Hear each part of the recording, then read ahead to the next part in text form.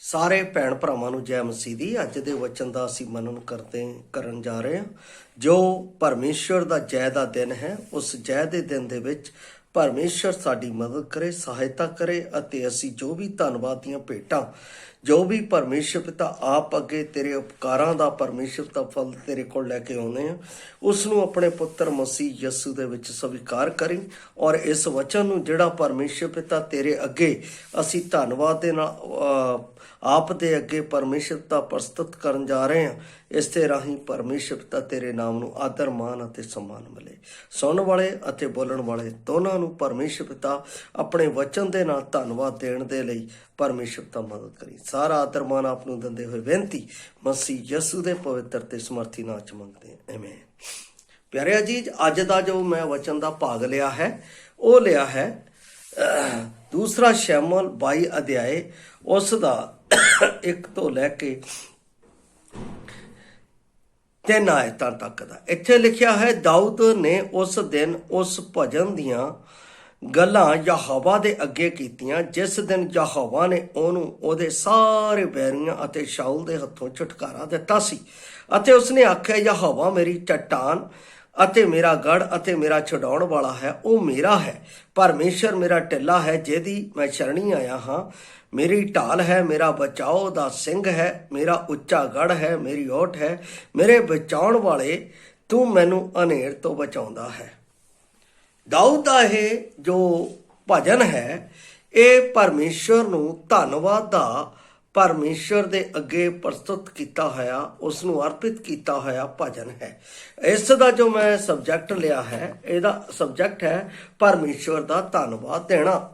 ਦਾਊਦ ਦੇ ਜੀਵਨ ਦੇ ਵਿੱਚ ਜਿੱਥੇ ਵੀ ਪਰਮੇਸ਼ਰ ਨੇ ਭਲਾਈ ਕੀਤੀ, ਜਿੱਥੇ ਵੀ ਉਸ ਨੂੰ ਉਸਦੇ ਜੀਵਨ ਦੇ ਖਤਰਿਆਂ ਦੇ ਵਿੱਚ ਉਸ ਨੂੰ ਛੁਟਕਾਰਾ ਦਿੱਤਾ, ਬਚਾਓ ਦਿੱਤਾ, ਉੱਥੇ ਦਾਊਦ ਨੇ ਗੀਤਾਂ ਦੇ ਰਾਹੀਂ ਪਰਮੇਸ਼ਰ ਦੀ ਮਹਿਮਾ ਅਤੇ ਵਡਿਆਈ ਅਤੇ ਉਸ ਨੂੰ ਧੰਨਵਾਦ ਦਿੱਤਾ। ਇਹ ਸਾਡੇ ਜੀਵਨ ਦੇ ਵਿੱਚ ਸਾਨੂੰ ਪਰਮੇਸ਼ਰ ਦੇ ਅੱਗੇ ਧੰਨਵਾਦ ਦੇਣ ਦੇ ਲਈ ਸਿਖਾਉਂਦਾ ਹੈ ਅਤੇ ਸਾਨੂੰ ਪ੍ਰੇਰਿਤ ਕਰਦਾ ਹੈ ਕਿ ਅਸੀਂ ਪਰਮੇਸ਼ਰ ਦੇ ਕੀਤੇ ਹੋਏ ਕਾਰਜਾਂ ਦਾ, ਜੋ ਉਸਨੇ ਮੇਰੇ ਅਤੇ ਆਪ ਦੇ ਅਤੇ ਸਾਰੀ ਦੁਨੀਆ ਦੇ ਲਈ ਕੀਤਾ, ਉਸ ਦਾ ਧੰਨਵਾਦ ਅਸੀਂ ਕਰੀਏ। ਦਾਊਦ ਇੱਥੇ ਜੋ ਧੰਨਵਾਦ ਕਰ ਰਿਹਾ, ਲਿਖਿਆ ਹੈ, ਉਸ ਨੂੰ ਸਾਰੇ ਬੈਰੀਆਂ ਤੋਂ ਪਰਮੇਸ਼ਰ ਨੇ ਆਰਾਮ ਦਿੱਤਾ। ਸਭ ਤੋਂ ਵੱਡਾ ਜੋ ਸਾਡਾ ਵੈਰੀ ਹੈ ਇਸ ਯੁੱਗ ਦਾ ਈਸ਼ਵਰ, ਜੋ ਸਾਨੂੰ ਹਨੇਰੇ ਦੇ ਵਿੱਚ ਰੱਖਦਾ ਹੈ, ਜੋ ਸਾਨੂੰ ਹਨੇਰੇ ਦੀਆਂ ਗੱਲਾਂ ਵਿੱਚ ਲੈ ਕੇ ਜਾਂਦਾ ਹੈ, ਜੋ ਸਾਨੂੰ ਹਨੇਰੇ ਦੇ ਵਿੱਚ ਆਪਣੇ ਆਪ ਦੇ ਕਾਰਜਾਂ ਦੇ ਵਿੱਚ ਨਸ਼ਟ ਕਰਨ ਦੀ ਵਿਉਂਤ ਬਣਾਉਂਦਾ ਹੈ, ਉਸ ਸ਼ਤਰੂ ਤੋਂ ਜਦੋਂ ਆਰਾਮ ਮਿਲਣਾ ਹੈ ਤਾਂ ਉਹ ਪਰਮੇਸ਼ਰ ਦੀ ਮਹਿਮਾ ਅਤੇ ਪਰਮੇਸ਼ਰ ਦੀ ਵਡਿਆਈ ਕਰਨ ਦਾ ਹੈ, ਪਰਮੇਸ਼ਰ ਦਾ ਧੰਨਵਾਦ ਕਰਨ ਦਾ ਹੈ।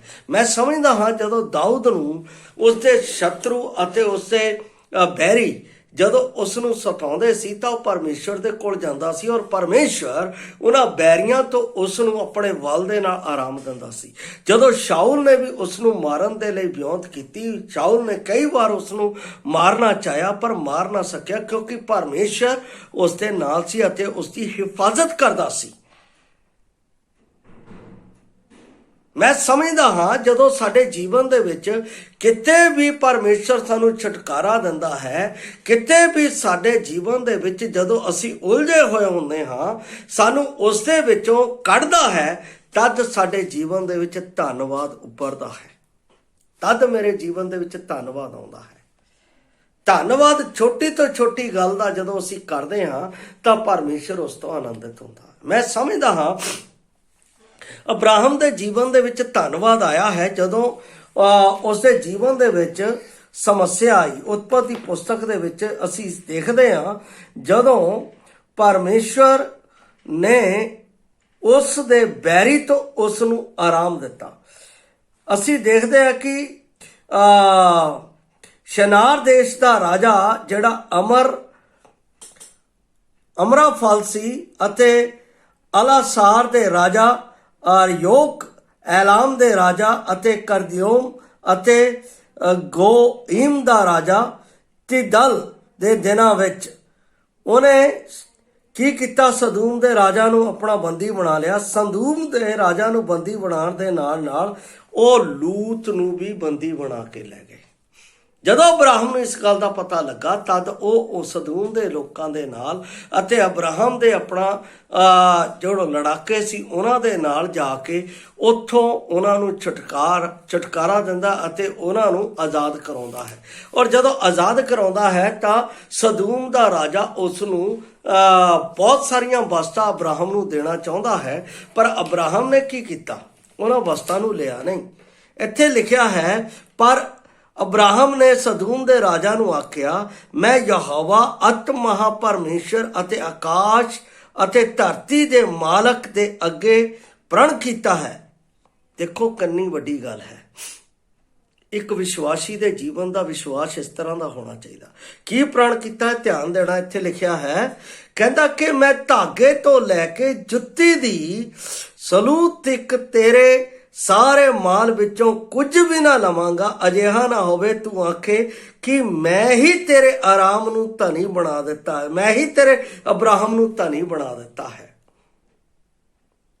ਮੈਂ ਪਿਛਲੇ ਦਿਨਾਂ ਦੇ ਵਿੱਚ ਵੀ ਇੱਕ ਬਿਆਨ ਕੀਤਾ ਸੀ, ਵਚਨ ਦਿੱਤਾ ਸੀ ਕਿ ਸਾਨੂੰ ਪਰਾਈਆਂ ਕੌਮਾਂ ਦੇ ਵਿੱਚੋਂ, ਪਰਾਏ ਲੋਕਾਂ ਦੇ ਵਿੱਚੋਂ ਕੁਝ ਵੀ ਅਹਿਸਾਨ ਦੇ ਤੌਰ ਤੇ ਨਹੀਂ ਲੈਣਾ ਹੈ, ਔਰ ਮੈਂ ਲੈਂਦਾ ਵੀ ਨਹੀਂ।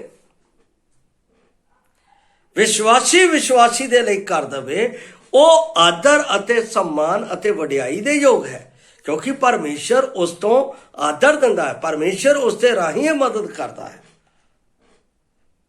ਇੱਥੇ ਉਸਨੇ ਉਸ ਤੋਂ ਕੁਝ ਲਿਆ ਨਹੀਂ, ਔਰ ਇਹ ਗੱਲ ਉਸਨੇ ਪ੍ਰਣ ਕੀਤੀ ਸੀ। ਉਹਨੇ ਕਿਹਾ, ਕੇਵਲ ਉਹਨੂੰ ਛੱਡ ਦੇ ਅਤੇ ਗੱਭਰੂਆਂ ਨੂੰ ਖਾ ਲਿਆ, ਜੋ ਗੱਭਰੂਆਂ ਨੇ ਖਾ ਲਿਆ, ਅਤੇ ਉਹਨਾਂ ਮਨੁੱਖਾਂ ਦਾ ਹਿੱਸਾ ਜਿਹੜੇ ਮੇਰੇ ਨਾਲ ਗਏ, ਅਰਥਾਤ ਅਨੇਰ ਅਤੇ ਅਸ਼ਕੇਲ ਅਤੇ ਮਮੇਰੇ, ਉਹ ਮੇਰੇ ਹਿੱਸਾ ਨੂੰ ਲੈ ਲੈਣ। ਮੈਂ ਨਹੀਂ ਲਊਂਗਾ ਕੋਈ ਵੀ ਹਿੱਸਾ।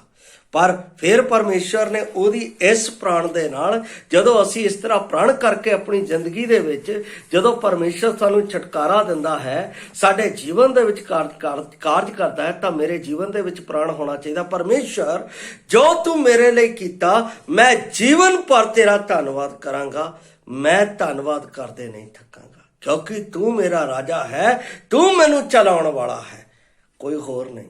ਤਦ ਇੱਥੇ ਆਪਣਾ ਅਸੀਂ ਦੇਖਦੇ ਹਾਂ ਪਰਮੇਸ਼ਰ ਨੇ ਅਬਰਾਹਮ ਦੇ ਨਾਲ ਕੀ ਗੱਲ ਕੀਤੀ।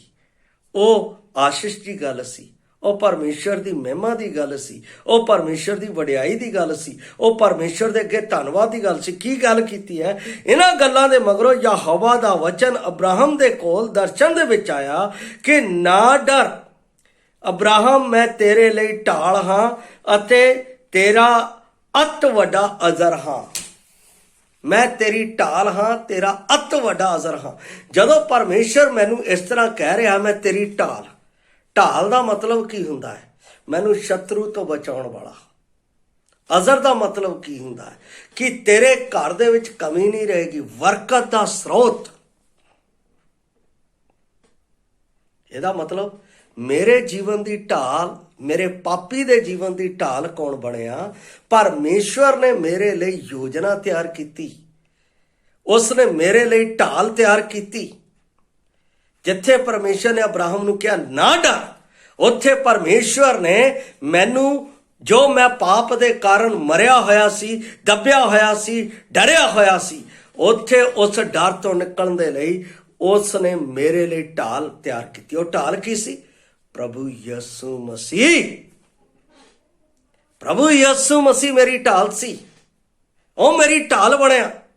ਪਰਮੇਸ਼ਰ ਨੇ ਮੇਰੇ ਨਾਲ ਇੰਨਾ ਪਿਆਰ ਕੀਤਾ ਕਿ ਉਸ ਨੇ ਆਪਣਾ ਇਕਲੌਤਾ ਪੁੱਤਰ ਮੇਰੇ ਪਾਪੀ ਦੇ ਬਦਲੇ ਦੇ ਦਿੱਤਾ, ਕਿ ਮੇਰੇ ਬਦਲੇ ਉਹ ਆਪਣੀ ਜਾਨ ਕਲਵਰੀ ਕਰੂਸ ਦੇ ਉੱਤੇ ਦੇਵੇ, ਤਾਂ ਕਿ ਉਸ ਦੇ ਬਲੀਦਾਨ ਦੇ ਰਾਹੀਂ ਮੈਂ ਬਚਾਇਆ ਜਾਵਾਂ, ਸ਼ੁੱਧ ਅਤੇ ਪਵਿੱਤਰ ਕੀਤਾ ਜਾਵਾਂ, ਕਿ ਉਸ ਪਰਮੇਸ਼ਰ ਦੇ ਅੱਗੇ ਉਸ ਦੀ ਆਰਾਧਨਾ ਅਤੇ ਉਪਾਸਨਾ ਕਰ ਸਕਾਂ, ਜਿਸ ਦੇ ਲਈ ਉਸਨੇ ਮੈਨੂੰ ਰਚਿਆ, ਜਿਸ ਦੇ ਲਈ ਉਸਨੇ ਮੈਨੂੰ ਸੱਦਿਆ, ਜਿਸ ਦੇ ਲਈ ਮੈਂ ਉਸ ਦੇ ਕੋਲ ਆਇਆ। ਪਿਆਰੇ ਅਜ਼ੀਜ਼, ਦਾਊਦ ਦੇ ਭਜਨ ਦਾ, ਦਾਊਦ ਦੇ ਧੰਨਵਾਦ ਦਾ ਇਹ ਅਰਥ ਸੀ। ਇੱਥੇ ਉਸ ਨੂੰ ਆਰਾਮ ਦਿੱਤਾ, ਅਸੀਂ ਪਾਪਾਂ ਦੇ ਕਾਰਨ ਅਸ਼ਾਂਤ ਸੀ, ਅਸੀਂ ਪਾਪਾਂ ਦੇ ਕਾਰਨ ਮੋਏ ਹੋਏ ਸੀ, ਅਸੀਂ ਪਾਪਾਂ ਦੇ ਕਾਰਨ ਪਰਮੇਸ਼ਵਰ ਦੇ ਨੇੜੇ ਨਹੀਂ ਸੀ ਜਾ ਸਕਦੇ, ਅਸੀਂ ਪਾਪਾਂ ਦੇ ਕਾਰਨ ਆਪਣੀ ਜ਼ਿੰਦਗੀ ਦੇ ਵਿੱਚ ਕੰਗਾਲੀ ਦੇ ਵਿੱਚ ਆ ਚੁੱਕੇ ਸੀ, ਅਸੀਂ ਪਾਪਾਂ ਦੇ ਕਾਰਨ ਇਸ ਦੁਨੀਆ ਦੇ ਵਿੱਚ ਰਹਿ ਕੇ ਪਰਮੇਸ਼ਵਰ ਦੇ ਵੈਰੀ ਬਣ ਚੁੱਕੇ ਸੀ। ਉਸ ਪਰਮੇਸ਼ਰ ਨੇ ਇਹਨਾਂ ਸਾਰੀਆਂ ਚੀਜ਼ਾਂ ਤੋਂ ਛੁਟਕਾਰਾ ਦੇਣ ਦੇ ਲਈ ਮੇਰੇ ਲਈ ਜੋ ਢਾਲ ਤਿਆਰ ਕੀਤੀ, ਉਹ ਆਪਣਾ ਪਿਆਰਾ ਪੁੱਤਰ ਪ੍ਰਭੂ ਯਿਸੂ ਮਸੀਹ, ਜਿਸ ਦੇ ਮੈਂ ਲਾਇਕ ਨਹੀਂ ਸੀ, ਜਿਸ ਦੇ ਮੈਂ ਯੋਗ ਨਹੀਂ ਸੀ, ਮੈਨੂੰ ਪਰਮੇਸ਼ਰ ਨੇ ਆਪਣੇ ਪੁੱਤਰ ਪ੍ਰਭੂ ਯਿਸੂ ਮਸੀਹ ਦੀ ਕੁਰਬਾਨੀ ਦੇ ਰਾਹੀਂ ਆਪਣੇ ਭਗਤੀ ਦੇ ਯੋਗ ਬਣਾ ਲਿਆ। ਇਹ ਪਰਮੇਸ਼ਰ ਦੇ ਨਿਮਿਤ ਧੰਨਵਾਦ ਦੇ ਯੋਗ ਬਲੀਦਾਨ ਹੈ। ਧੰਨਵਾਦ ਦੇ ਯੋਗ ਪਰਮੇਸ਼ਵਰ ਦੇ ਨਿਮਿਤ ਇੱਕ ਪਵਿੱਤਰ ਬਲੀਦਾਨ ਹੈ। ਹੋਰ ਕੋਈ ਬਲੀਦਾਨ ਨਹੀਂ ਇਸ ਤੋਂ ਉੱਪਰ। ਉਹ ਮੇਰੇ ਲਈ ਢਾਲ ਬਣਿਆ ਔਰ ਯਿਸੂ ਮਸੀਹ ਦੇ ਰਾਹੀਂ ਉਸ ਨੇ ਮੈਨੂੰ ਸਭ ਬਰਕਤ ਦੇ ਦਿੱਤੀ ਹੈ। ਪ੍ਰਭੂ ਨੇ ਮੈਨੂੰ ਕੀ ਕਿਹਾ? ਬਰਕਤ ਦਿੱਤੀ ਹੈ। ਉਹਨੇ ਕੀ ਕਿਹਾ? ਜੇ ਤੁਸੀਂ ਮੇਰੇ ਵਿੱਚ ਬਣੇ ਰਹਿੰਦੇ ਹੋ ਔਰ ਮੇਰੇ ਵਚਨ ਤੁਹਾਡੇ ਵਿੱਚ ਹੁੰਦੇ ਆ ਤਾਂ ਜੋ ਚਾਹੋ ਤੁਸੀਂ ਪਿਤਾ ਤੋਂ ਮੰਗੋ, ਮੇਰੇ ਨਾਮ ਦੇ ਕਾਰਨ ਤੁਹਾਨੂੰ ਮਿਲ ਜਾਏਗਾ। ਕਿੰਨੀ ਵੱਡੀ ਗੱਲ ਹੈ ਕਿ ਉਸ ਪਰਮੇਸ਼ਰ ਨੇ ਪਹਿਲਾਂ ਮੈਨੂੰ ਬਚਾਉਣ ਦੇ ਲਈ ਢਾਲ ਤਿਆਰ ਕੀਤੀ। ਉਸ ਢਾਲ ਦੇ ਵਿੱਚ ਪਰਮੇਸ਼ਰ ਨੇ ਮੈਨੂੰ ਹਰ ਤਰ੍ਹਾਂ ਦੀ ਬਰਕਤ ਦੇ ਨਾਲ ਭਰਪੂਰੀ ਦਿੱਤੀ। ਉਹ ਭਰਪੂਰੀ ਅੱਜ ਵੀ ਸਾਨੂੰ ਦੇ ਰਿਹਾ ਔਰ ਕਦੋਂ ਤੱਕ ਦੇਗਾ? ਸਵਰਗ ਦੇ ਤੱਕ। ਐਦਾਂ ਦਾ ਕੋਈ ਈਸ਼ਵਰ ਨਹੀਂ ਜਿਹੜਾ ਮੈਨੂੰ ਇਸ ਧਰਤੀ ਦੇ ਵਿੱਚ ਇਸ ਤਰ੍ਹਾਂ ਬਰਕਤ ਦੇ ਸਕੇ। ਸਭ ਤੋਂ ਵੱਡੀ ਗੱਲ ਜਿਹੜੀ ਪਰਮੇਸ਼ਰ ਨੇ ਮੈਨੂੰ ਬਰਕਤ ਦਿੱਤੀ ਹੈ, ਉਹ ਨਾ ਕਦੇ ਖਤਮ ਹੋਣ ਵਾਲੀ ਹੈ, ਨਾ ਕਦੇ ਮਿਟਣ ਵਾਲੀ ਹੈ, ਨਾ ਕਦੇ ਨਾਸ਼ ਹੋਣ ਵਾਲੀ ਹੈ। ਉਹ ਕਿਹੜੀ ਬਰਕਤ ਹੈ? ਜਿਹੜੀ ਉਹਨੇ ਮੈਨੂੰ ਆਪਣੀ ਪੁੱਤਰ ਜਿਹੜਾ ਮੇਰੇ ਲਈ ਢਾਲ ਬਣਿਆ, ਜਿਹੜਾ ਮੈਨੂੰ ਪਾਪਾਂ ਤੋਂ ਛੁਡਾਉਣ ਵਾਲਾ ਬਣਿਆ, ਜਿਹੜਾ ਮੈਨੂੰ ਪਰਮੇਸ਼ਰ ਦਾ ਪੁੱਤਰ ਬਣਾਉਣ ਵਾਲਾ ਬਣਿਆ, ਜਿਹੜਾ ਮੈਨੂੰ ਪਰਮੇਸ਼ਰ ਦੀ ਆਰਾਧਨਾ ਕਰਾਉਣ ਵਾਲਾ ਅਤੇ ਪਰਮੇਸ਼ਰ ਦੇ ਸਮਕਸ਼ ਖੜਾ ਕਰਾਉਣ ਵਾਲਾ ਬਣਿਆ।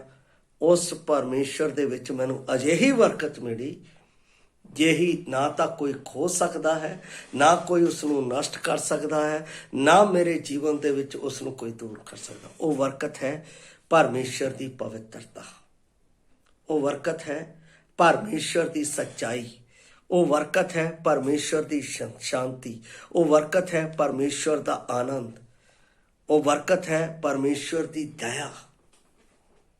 ਇਹ ਕਦੇ ਖਤਮ ਹੋਣ ਵਾਲੀ ਨਹੀਂ, ਨਾ ਕੋਈ ਇਸ ਨੂੰ ਖੋ ਸਕਦਾ ਹੈ। ਪਰਮੇਸ਼ਰ ਨੇ ਕਿਹਾ ਮੈਂ ਤੈਨੂੰ ਸੇਂਤ ਮਿੱਤ ਵਿੱਚ, ਮਤਲਬ ਮੁਫਤ ਵਿੱਚ ਦਿੰਦਾ। ਜੋ ਕੁਝ ਪਰਮੇਸ਼ਰ ਨੇ ਮੇਰੇ ਲਈ ਮੁਫਤ ਵਿੱਚ ਦੇ ਦਿੱਤਾ ਔਰ ਜਿਹੜਾ ਮੇਰੇ ਲਈ ਇਸ ਸੰਸਾਰ ਦੇ ਈਸ਼ਵਰ ਤੋਂ ਲੜਨ ਦੇ ਲਈ ਢਾਲ ਬਣ ਗਿਆ ਔਰ ਜਿਹਨੇ ਮੈਨੂੰ ਆਪਣਾ ਲਹੂ ਦੇ ਕੇ ਮੁੱਲ ਖਰੀਦ ਲਿਆ, ਕਿ ਉਹ ਪਰਮੇਸ਼ਰ ਧੰਨਵਾਦ ਅਤੇ ਉਸਤਤ ਦੇ ਯੋਗ ਨੇ, ਵਡਿਆਈ ਦੇ ਯੋਗ ਨੇ। ਦਾਊਦ ਇਹੋ ਕਹਿੰਦਾ ਹੈ ਅਤੇ ਉਹਨੇ ਆਖਿਆ ਯਹੋਵਾ ਮੇਰੀ ਚਟਾਨ, ਮੇਰਾ ਗੜ, ਛਡਾਉਣ ਵਾਲਾ ਹੈ, ਉਹ ਮੇਰਾ ਹੈ। ਪਹਿਲੀ ਗੱਲ ਉਹ ਕੀ ਕਹਿੰਦਾ ਹੈ? ਮੇਰੀ ਚਟਾਨ। ਇਹਦਾ ਮਤਲਬ ਜਿਹੜਾ ਮੇਰੇ ਲਈ ਢਾਲ ਬਣਿਆ ਹੈ ਉਹ ਮੇਰੀ ਚਟਾਨ ਬਣਿਆ, ਕਿਉਂਕਿ ਉਹ ਅਜਿਹੀ ਚਟਾਨ ਹੈ ਉਹਦੇ 'ਚ ਕਿੰਨੀਆਂ ਵੀ ਹਨੇਰੀਆਂ ਆਉਣ, ਕਿੰਨੇ ਵੀ ਤੂਫਾਨ ਆਉਣ, ਕਿੰਨੇ ਵੀ ਮੀਂਹ ਪੈਣ ਔਰ ਕਿੰਨੇ ਹੀ ਆਪਣਾ ਉਸ ਦੇ ਵਿੱਚ ਫੁਹਾਰਾਂ ਆਉਣ, ਉਹ ਪਹਾੜ ਕਦੇ ਟਲਣ ਵਾਲਾ ਨਹੀਂ, ਕਿਉਂਕਿ ਉਹ ਪਹਾੜ ਪ੍ਰਭੂ ਯਿਸੂ ਮਸੀਹ ਹੈ, ਜਿਹਨੇ ਕਿਹਾ ਅੱਜ ਅਤੇ ਕੱਲ ਅਤੇ ਯੁਗਾਨ ਯੁਗ ਪਰਮੇਸ਼ਰ ਇੱਕੋ ਜਿਹਾ ਹੈ, ਉਹ ਕਦੇ ਟਲਣ ਵਾਲਾ। ਧਰਤੀ ਆਕਾਸ਼ ਟਲ ਜਾਣਗੇ ਪਰ ਮੇਰਾ ਵਚਨ, ਮੇਰੀ ਚਟਾਨ ਕਦੇ ਨਾ ਟਲੇਗੀ। ਉਸ ਦੇ ਉੱਤੇ ਮੈਨੂੰ ਖੜਾ ਕਰ ਦਿੱਤਾ। ਫਿਰ ਕਹਿੰਦਾ ਮੇਰਾ ਗੜ। ਗੜ ਦਾ ਮਤਲਬ ਕੀ ਹੁੰਦਾ ਹੈ? ਮਜ਼ਬੂਤ ਘੇਰਾ, ਜਿਸ ਦੇ ਵਿੱਚ ਕੋਈ ਅੰਦਰ ਨਹੀਂ ਆ ਸਕਦਾ, ਜਿਸ ਦੇ ਵਿੱਚ ਕੋਈ ਮੈਨੂੰ ਹਾਨੀ ਨਹੀਂ ਪਹੁੰਚਾ ਸਕਦਾ, ਜਿਸ ਦੇ ਵਿੱਚ ਕੋਈ ਮੇਰਾ ਨਾਸ਼ ਨਹੀਂ ਕਰ ਸਕਦਾ। ਉਹ ਗੜ, ਉਹ ਕਿਲਾ ਪਰਮੇਸ਼ਰ ਪੁੱਤਰ ਬਣਿਆ ਹੈ। ਉਸ ਵਿੱਚ ਮੈਂ ਸੁਰੱਖਿਅਤ ਹਾਂ। ਜਿਸ ਵਿੱਚ ਮੈਂ ਸੁਰੱਖਿਅਤ ਹਾਂ, ਸੱਚਮੁੱਚ ਉਹ ਧੰਨਵਾਦ ਦੇ ਯੋਗ ਹੈ। ਉਹ ਪਰਮੇਸ਼ਰ ਨੇ ਮੇਰੇ ਲਈ ਤਿਆਰ ਕੀਤਾ। ਫਿਰ ਕਹਿੰਦਾ ਹੈ ਉਹ ਮੇਰਾ ਛਡਾਉਣ ਵਾਲਾ ਹੈ। ਇਹਦਾ ਮਤਲਬ ਉਹਨੇ ਆਪਣੀ ਕੁਰਬਾਨੀ ਦੇ ਨਾਲ ਮੈਨੂੰ ਪਾਪਾਂ ਤੋਂ ਛੁਡਾ ਕੇ ਪਰਮੇਸ਼ਰ ਦੀ ਸੰਤਾਨ ਬਣਾ ਲਿਆ। ਇਸ ਲਈ ਉਹ ਕਹਿੰਦਾ ਉਹ ਮੇਰਾ ਹੈ। ਜਿਹੜਾ ਮੇਰਾ ਹੈ, ਜਿਹਨੇ ਮੇਰੇ ਲਈ ਇੰਨਾ ਕੀਤਾ ਹੈ, ਉਹ ਪਰਮੇਸ਼ਰ ਸੱਚਮੁੱਚ ਧੰਨਵਾਦ, ਉਸਤਤ, ਮਹਿਮਾ, ਵਡਿਆਈ ਅਤੇ ਪ੍ਰਸ਼ੰਸਾ ਦੇ ਯੋਗ ਹੈ। ਦਾਊਦ ਇਹੋ ਤਾਂ ਕਹਿ ਰਿਹਾ ਇੱਥੇ। ਜਿਸ ਦਾਊਦ ਨੂੰ ਪਰਮੇਸ਼ਰ ਨੇ ਇੰਨੇ ਸਾਰੇ ਸ਼ਤਰੂਆਂ ਦੇ ਵਿੱਚ ਆਪ ਢਾਲ ਬਣ ਕੇ, ਆਪ ਕਿਲਾ ਬਣ ਕੇ, ਆਪ ਉਹਦੀ ਚੱਟਾਨ ਬਣ ਕੇ ਉਸ ਨੂੰ ਛੁਡਾਇਆ ਹੈ, ਉਹ ਪਰਮੇਸ਼ਰ ਜਿਹੜਾ ਉਹਦਾ ਹੈ, ਸੱਚਮੁੱਚ ਉਹ ਮਹਿਮਾ, ਵਡਿਆਈ ਅਤੇ ਭਗਤੀ ਦੇ ਯੋਗ ਪਰਮੇਸ਼ਰ ਹੈ। ਅਸੀਂ ਉਸ ਪਰਮੇਸ਼ਰ ਦੀ ਭਗਤੀ ਕਰਦੇ ਹਾਂ ਜਿਹਨੇ ਮੈਨੂੰ ਸਾਰੇ ਪਾਪਾਂ ਤੋਂ ਛੁਡਾ ਕੇ, ਮੇਰਾ ਰਿਣ ਚੁਕਾ ਕੇ ਮੈਨੂੰ ਪਰਮੇਸ਼ਰ ਦੀ ਭਗਤੀ ਦੇ ਲਈ ਆਪਣੇ ਅੱਗੇ ਰਚ ਲਿਆ। ਇਸੇ ਕਰਕੇ ਤਾਂ ਰੋਮੀਆਂ ਦਾ ਪੌਲਸ ਕਹਿੰਦਾ ਹੈ ਕਿ ਉਸ ਵਿੱਚ ਮੈਨੂੰ ਹੇ ਅੱਬਾ, ਹੇ ਪਿਤਾ ਕਹਿਣ ਦਾ ਹਯਾ, ਹੌਸਲਾ ਮਿਲਿਆ ਹੈ। ਨਹੀਂ ਤਾਂ ਕੋਈ ਪਰਮੇਸ਼ਰ ਦੇ ਨੇੜੇ ਨਹੀਂ ਸੀ ਜਾ ਸਕਦਾ, ਕੋਈ ਪਰਮੇਸ਼ਰ ਦੀ ਭਗਤੀ ਨਹੀਂ ਸੀ ਕਰ ਸਕਦਾ। ਪਰ ਪਰਮੇਸ਼ਰ ਨੇ ਆਪਣੇ ਪੁੱਤਰ ਪ੍ਰਭੂ ਯਿਸੂ ਮਸੀਹ ਦੇ ਵਿੱਚ ਇਹ ਹੱਕ ਮੈਨੂੰ ਦਿੱਤਾ ਹੈ। ਇਸ ਲਈ ਮੈਂ ਉਸ ਦੇ ਪੁੱਤਰ ਪ੍ਰਭੂ ਯਿਸੂ ਮਸੀਹ ਦੇ ਵਿੱਚ ਪਰਮੇਸ਼ਰ ਪਿਤਾ ਦਾ ਧੰਨਵਾਦ, ਮਹਿਮਾ, ਵਡਿਆਈ ਅਤੇ ਉਸਤਤ ਉਸ ਨੂੰ ਅਰਪਿਤ ਕਰਦਾ ਹਾਂ। ਔਰ ਇਸੇ ਵਿੱਚ ਪਰਮੇਸ਼ਰ ਉਸ ਭੇਂਟ ਨੂੰ ਸਵੀਕਾਰ ਕਰਕੇ ਆਨੰਦਿਤ ਹੁੰਦਾ ਹੈ। ਉਸੇ ਦੇ ਵਿੱਚ ਉਹ ਪਰਮੇਸ਼ਰ ਬਾਗ ਹੁੰਦਾ ਹੈ। ਅੱਜ ਦੁਨੀਆ ਦੇ ਲੋਕ ਪਰਮੇਸ਼ਰ ਨੂੰ ਕੀ ਚੜਾ ਰਹੇ ਆ, ਉਹਨਾਂ ਨੂੰ ਪਤਾ ਨਹੀਂ ਅਸੀਂ ਕੀ ਚੜਾ ਰਹੇ ਹਾਂ, ਲੇਕਿਨ ਮੈਨੂੰ ਪਤਾ ਹੈ ਮੈਂ ਕੀ ਚੜਾ ਰਿਹਾ। ਔਰ ਜਿਹੜੀ ਚੀਜ਼ ਮੈਂ ਚੜਾ ਰਿਹਾ ਉਹ ਪਰਮੇਸ਼ਰ ਦੀਆਂ ਨਥਨਾਂ ਦੇ ਵਿੱਚ ਉਸ ਨੂੰ ਆਦਰ ਅਤੇ ਮਾਣ ਅਤੇ ਸਨਮਾਨ ਦੇ ਨਾਲ ਉਸ ਦੇ ਜੀਵਨ ਦੇ ਵਿੱਚ ਖੁਸ਼ਬੂ ਦੀ ਮਾਨਤ ਉਸ ਨੂੰ ਸਵੀਕਾਰ ਹੁੰਦੀ ਹੈ। ਪਰ ਜੋ ਦੁਨੀਆ ਦੇ ਲੋਕ ਚੜਾ ਰਹੇ ਆ, ਕੀ ਚੜਾ ਰਹੇ ਆ? ਚੜਾਵੇ ਲੈ ਕੇ ਆ ਰਹੇ ਆ, ਸਭ ਕੁਝ ਕਰ ਰਹੇ ਆ। ਪਰਮੇਸ਼ਰ ਕਹਿੰਦਾ ਮੈਂ ਤੁਹਾਡੇ ਸੋਨੇ ਚਾਂਦੀ ਜਾਂ ਤੁਹਾਡੀਆਂ ਦਿੱਤੀਆਂ ਹੋਈਆਂ ਭੇਂਟਾਂ ਤੋਂ ਖੁਸ਼ ਨਹੀਂ ਹਾਂ। ਪੜ੍ਹੋ ਹੋਸ਼ੇ ਨਬੀ ਦੀ ਪੁਸਤਕ, ਪੜ੍ਹੋ ਹਜ਼ਾਈ ਨਬੀ ਦੀ ਪੁਸਤਕ, ਪੜ੍ਹੋ ਮਲਾਕੀ, ਜਿਸ ਦੇ ਵਿੱਚ ਪਰਮੇਸ਼ਰ ਕਹਿੰਦਾ ਮੈਨੂੰ ਤੁਹਾਡੀਆਂ ਭੇਂਟਾਂ ਤੋਂ ਸੂਗ ਆਉਂਦੀ ਹੈ, ਸੂਗ, ਸੜਿਆਨ ਆਉਂਦੀ ਹੈ। ਕਿਉਂ?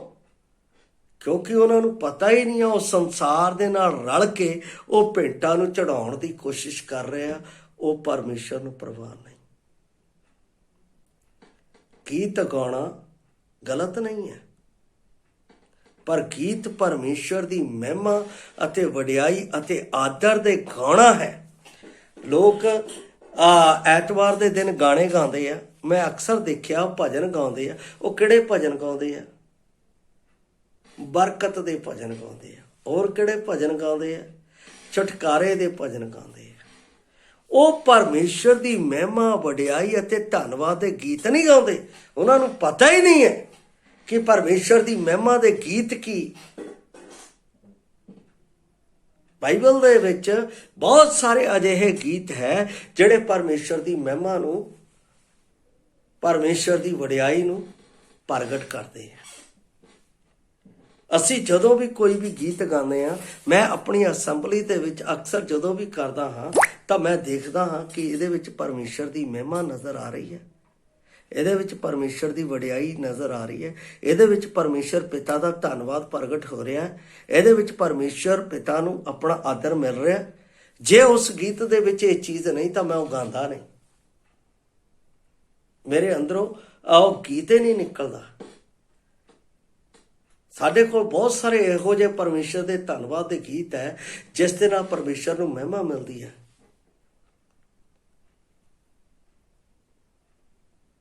ਗਾਣਾ ਹੈ, ਅਸੀਂ ਗੀਤ ਗਾਉਂਦੇ ਹਾਂ। ਸ਼ੁਕਰ ਕਰੋ ਤੁਸੀਂ ਰੱਬ ਦਾ ਪਿਆਰਿਓ, ਸ਼ੁਕਰ ਕਰੋ ਤੁਸੀਂ ਰੱਬ ਦਾ ਪਿਆਰਿਓ। ਉਸ ਪਰਮੇਸ਼ਰ ਦਾ ਸ਼ੁਕਰ ਕਰੋ ਜਿਹਨੇ ਮੈਨੂੰ ਬਚਾਇਆ ਹੈ। ਉਸ ਪਰਮੇਸ਼ਰ ਦਾ ਸ਼ੁਕਰ ਕਰੋ ਜਿਹਨੇ ਮੇਰੇ ਲਈ ਆਪਣਾ ਪਿਆਰ ਆਪਣੇ ਪੁੱਤਰ ਵਿੱਚ ਪ੍ਰਗਟ ਕਰ ਦਿੱਤਾ ਹੈ।